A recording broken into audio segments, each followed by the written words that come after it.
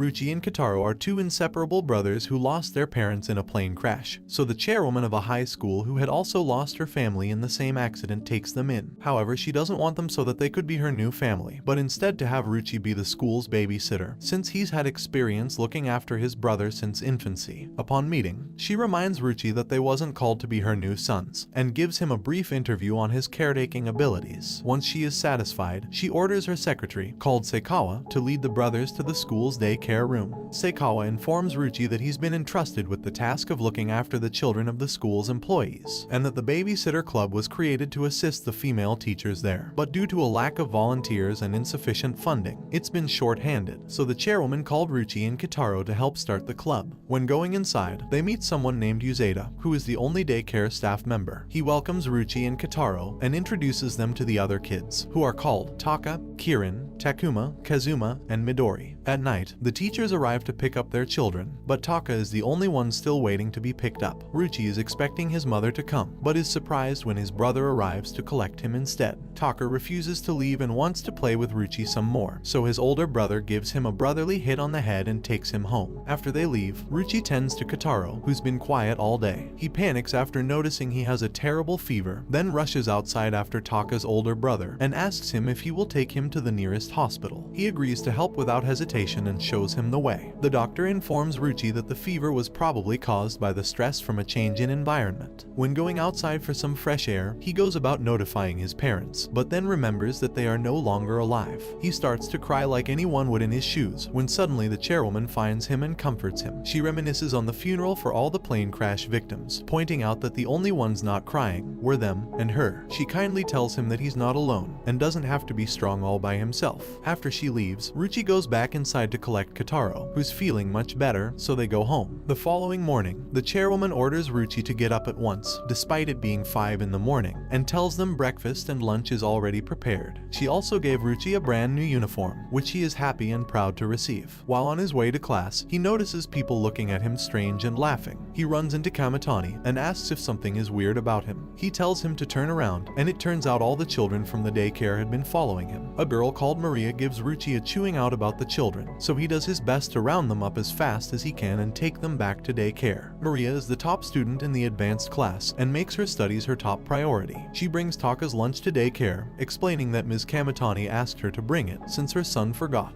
Uzeda uses this moment to take advantage and pretends that he is sick, and asks Maria to take over for him. At first, the children are scared of Maria because of the incident in the hallway. She opens up and starts crying, saying that studying is all she is good at, and the harder she studies, the more alone she becomes. The children go over to comfort her, and they all cry along together. Later, Ryuichi asks Kotarou if he wants to go to the zoo, however the kids overhear, and before he can blink, they are all begging him to go. Uzeda tells him that he should take everyone, and he will go with him too, since he can get paid for working weekends. Ryuichi is granted permission from the chairwoman for the zoo trip and even invites her to go, but she unsurprisingly declines the invitation. Seikawa had prepared the food for all the children, and even put in extra for the parents. Kamitani apologizes for dropping Taka off by himself, but he can't stay as he has training and their mom is busy. The children have fun exploring and seeing all the different animals at the zoo, but when they're about to leave, Taka thinks he has seen his older brother and starts to follow him. After tailing the man, Taka discovers it was not his brother and he ends up lost. Taka panics and cries, like any child his age would, and calls out for his brother. Luckily enough, Kamitani appears, and although Taka tries to hide it, he is over the moon to see him. Valentine's Day arrives, and the boys discuss if they'll receive chocolates or not, and the girls discuss who they would give them to. The girls mention a boy from the advanced class they have a crush on, called Yagi, and try to give him their chocolates. However, Maria flips out and reminds the girls that it is against school rules to give out chocolates this day. Yagi agrees with Maria and tells the girls to wait till after school. He then questions Maria about the babysitter club and says that he is interested in joining it because he loves little kids. Maria snaps at Yagi and tells him to speak to them himself. So Yagi finds Ryuichi and asks if he can join, confused as no one ever wants to join the babysitter club. He happily accepts Yagi into the club. Ryuichi takes a mental note when he sees Yagi compliment all the children one by one, weirdly trying hard to get on their good side. Meanwhile, Maria overhears two students say that Yagi looks at the kids in a very strange way, so she runs to the daycare and finds Yagi with a nosebleed. Suddenly, Yagi's friend, called Nezu-kun, takes him away since it wouldn't be good if he joins the club. The children begin to ask Maria for chocolates, but she tells them no and that it is forbidden on this day, so they all burst into tears. But just a few seconds later, she tells them that if they can wait till tomorrow, she'll bring them the most delicious chocolates she can, which makes them happy. While walking home, Ryuichi gives Maria some chocolates and a compliment, which makes her blush. The next morning, Ryuichi has physical education. A couple of the boys in his group complain about having gym first period, and that it's too cold. All of a sudden, Yuzeta comes along with the kids, and Ryuichi's classmates begin to chase them around the playground, so that they can use them as heat packs to warm themselves up. Ryuichi sees Takuma being picked up by a man dressed suspiciously, but it turns out that he is the father of Takuma and Kazuma. He explains that he was dressed like that because he is famous and didn't want to be recognized. He was hoping to spend his first day off in 6 months with his children, but when he picks up Kazuma, he cries. After many attempts of trying to play with them, he gives up and leaves. While exiting the school, he gets recognized and flooded with kids begging for his autograph and a picture, but luckily his wife shows up and saves him. She explains to him that it may be her fault that Kazuma is afraid of him, because they were watching a movie where he acted as a kidnapper. He turns around to find Kazuma and Takuma. They call him Papa and ask him to play with them, which made him filled with joy. The next morning, Ryuichi starts his first day of high school, and the clubs began to look for new members, but Ryuichi decides to stick with the Babysitter Club. However, Yuzeta encourages him to at least take a look at the different clubs, so they take a walk to check them out, such as the Drama Club, who the mother of Kirin is in charge of, the Cooking Club, which Maria is a part of, and the Baseball Club,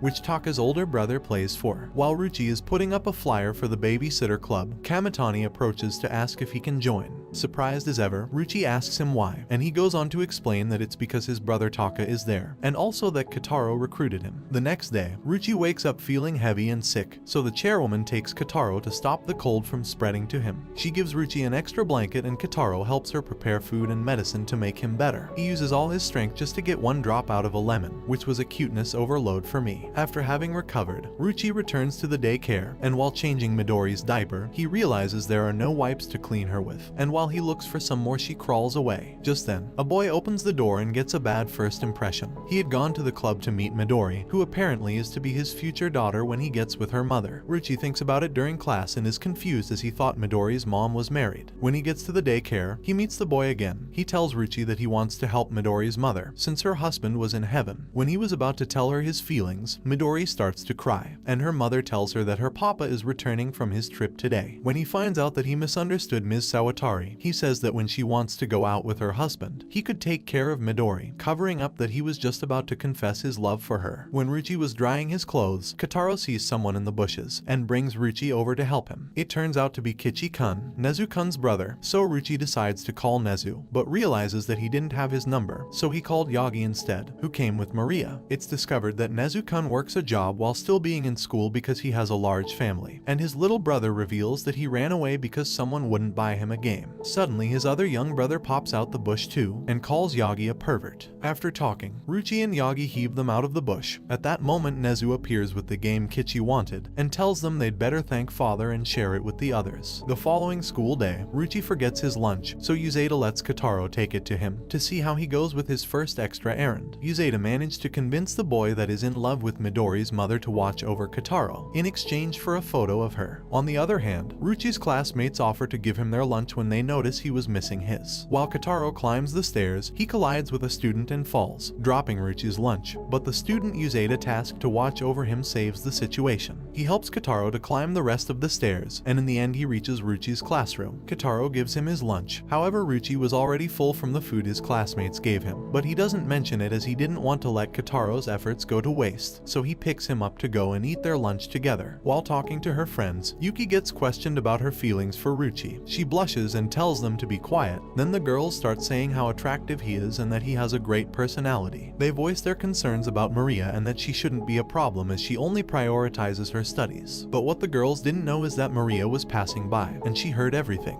At that moment, Ryuichi comes and asks her if she needed anything. She dismisses him and snaps at the girls gossiping about her. While walking away, she contemplates her feelings for Ryuichi. When Kirin and Kotarou approach her, they ask if she will play with them. Maria states that this isn't a place to play and makes Kirin Kieran cry. She reveals that she doesn't go to the daycare to play with them because Ryuuichi is there. Kieran asks her if she hates him, and Maria says she doesn't. So Kieran asks if she likes him, and she says certainly not, with a bright red face. Kieran then suggests they come up with a plan to make Maria like Ryuuichi, blind to the fact that she already does. Maria goes along with the plan and follows them to Ryuichi's class. Kotarou goes in and cuddles Ryuuichi to show he's accepting and loving. Maria says that he's a bit overindulgent, so Kieran says he can be strict too, and goes in telling Ryuuichi to hit her, or she's going to be a bad girl. However, Kamitani hits her instead, and she jumps into Ryuichi's arms crying. Maria barges in and tells her that it's a misunderstanding, and that she doesn't hate Ryuuichi, so Kieran asks if she does actually like him. She goes red in the face again and storms off. Ryuuichi rushes after her and grabs her by the arm, but instead of confessing his love for her, which we all wanted to see, he just tells her that she had a sticker on her skirt. The next day, Ryuuichi finds a love letter in his locker and wonders who would have left it. Yuki sees him receive it, but tells her friend it wasn't her who left the letter. Meanwhile, Maria shows up and tells them to stop loitering where people are trying to leave. Then his classmate starts reading the letter. It was a confession of love for Ryuuichi, which stated at the end a place to meet the next morning. Ryuuichi couldn't concentrate and spends the rest of the day thinking about what to do.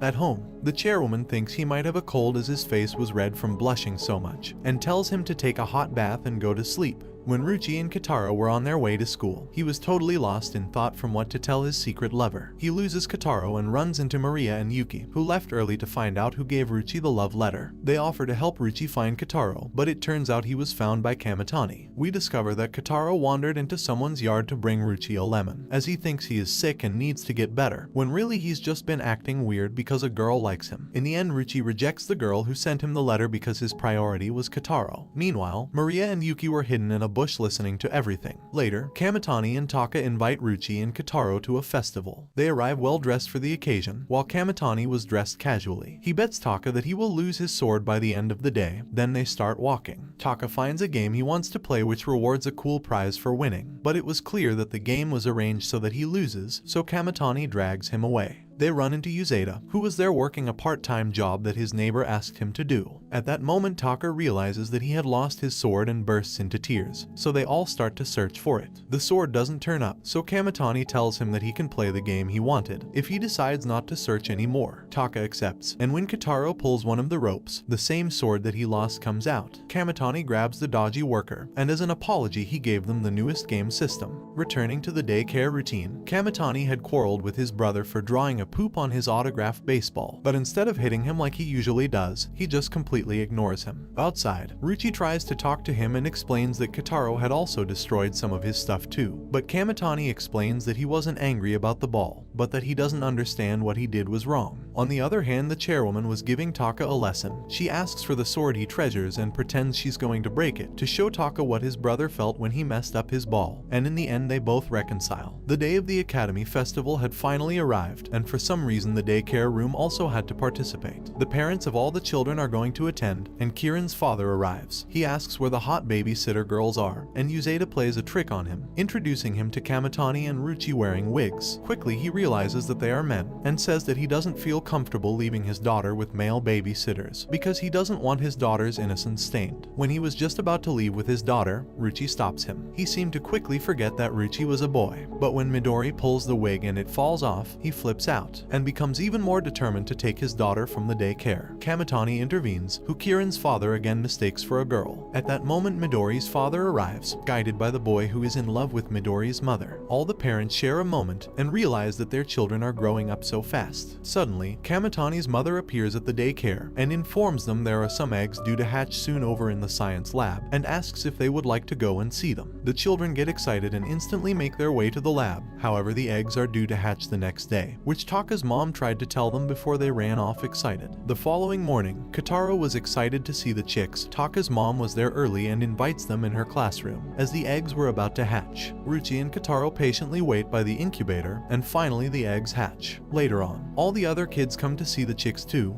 and Taka gets jealous because Kotarou had all the chicks, but Taka scares them away after shouting, Winter had come and Yuzeta calls in sick. He informs Ryuichi that it's probably because he slept naked after his bath, so he asks Seikawa to take his place that day. He didn't have the first clue what to do, but with the help of the children he learns to adapt with the situation, and everything went on to go well. Finally Christmas had come, and Taka was excited for Santa, but Kamitani almost tells him that Santa doesn't exist. However, Ryuichi stopped him before he could finish. Ryuichi didn't have the money to buy a Santa costume, and his cell phone was malfunctioning, but thanks to his classmates he manages to get a suit. When Ryuichi returns home, Seikawa had a special dinner prepared, and informs them that the chairwoman is unable to join them as she has a very important meeting, and he can't either since he has some work to finish. Ryuichi had planned to put on a Santa costume his classmates helped prepare, and give Kotarou his presents as his dad used to do. But when he leaves to go and change, Kotarou would not leave him alone, following him all the way into the bathroom. At that moment, the doorbell rang and Ryuichi along with Kotarou open it to find everyone had come together to surprise them. The chairwoman gives Ryuichi a new cell phone since his old one had been malfunctioning, and so with everyone together, they celebrate Christmas Day, bringing the anime to an end. Don't forget to like and subscribe if you enjoyed, and turn on the notification bell so you never miss out on another video. See you in the next one, take care.